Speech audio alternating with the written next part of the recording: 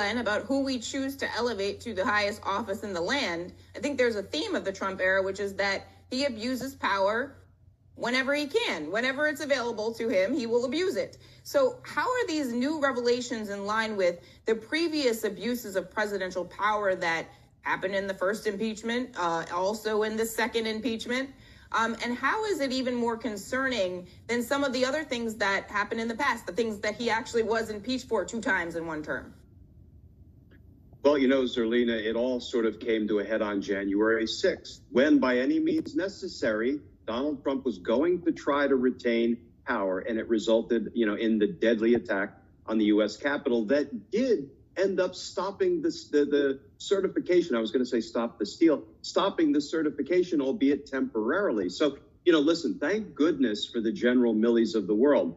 Before I made the Department of Justice my professional home, I was active duty Army for 6.5 years. And there are 2 related principles that, are drilled into the head of every service member. 1, we must obey lawful orders. And 2, we must disobey unlawful orders. General Milley is the living, breathing embodiment of that second principle, because in some pretty straightforward language, he said, Donald Trump, it looks like, may try to unlawfully hold on to power after losing an election. He may attempt a coup, and it will not blanking succeed. I think General Milley gave us an important framework, and we shouldn't forget that framework, because what we see Donald Trump doing now at his hate rallies, for example, is, he continues to poison the American discourse with the big lie. And he is aided and abetted by any number of Republican politicians. He continues to try to undermine the legitimacy of Joe Biden's presidency. I think if we take the lessons learned from General Milley's approach and the way he articulated what he saw going on, what Donald Trump is doing is an ongoing attempted coup.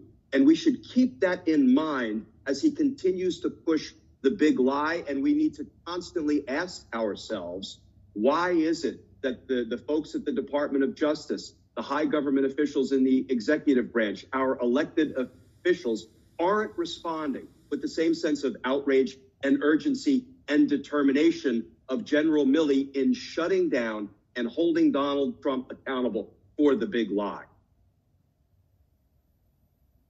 It's such an important point because Kevin McCarthy, David, went to see Donald Trump today.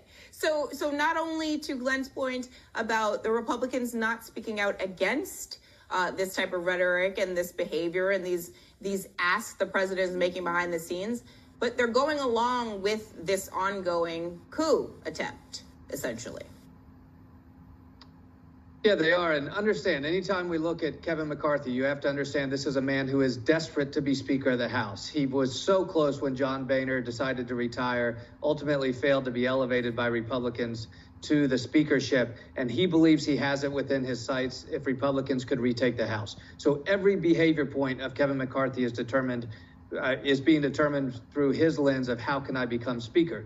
In today's Republican Party, that means ensuring you have a good relationship with Donald Trump and that the party remains unified around Donald Trump and his narrative. That means accepting Donald Trump's narrative about the big lie. It means deflecting when it comes to the events of January 6th. And it's also, Zerlina, why Kevin McCarthy has an important decision about who he appoints to the 1-6 commission. Nancy Pelosi appointed members to get to the truth. Kevin McCarthy is appointing members based on a political calculus. How can he create a narrative that allows Republicans to retake the House in 22? Is it by painting this as a partisan witch hunt, or is it by engaging in the direct fight with Democrats by appointing, say, a Jim Jordan or someone?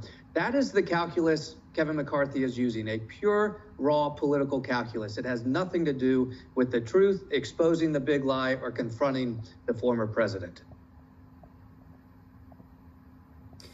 Well, I think, the political calculation is one thing, but Glenn, according to this new book, by the afternoon of January 6th, the White House counsel was expressing concern that there could be possible legal repercussions for Trump, Don Jr., and Rudy Giuliani.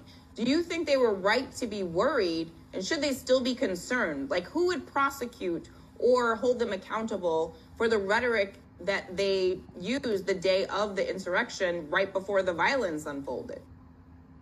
Yeah, their perceptions are really important because they're real-time perceptions, and frankly, they echo what so many of us feel. I was a career prosecutor. When I saw those speeches being given by Donald Trump, by Don Jr., by Rudy Giuliani, by Mo Brooks, urging an already angry mob to go to the Capitol and stop what was going on. And what was going on was the certification of a presidential election.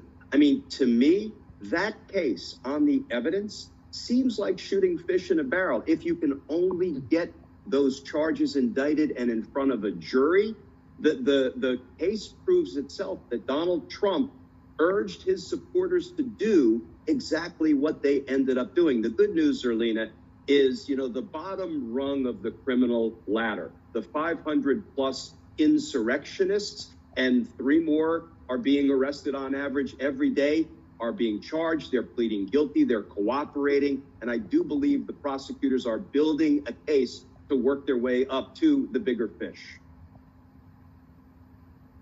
Well, we will pay close attention, and we always have Glenn on to help us understand it, and David Jolly as well, to basically be my Kevin McCarthy whisperer, because I never understand what Kevin McCarthy is doing, and so that's why we have Congressman Jolly on to unpack it for me. Thank you both for being here today, and please stay safe.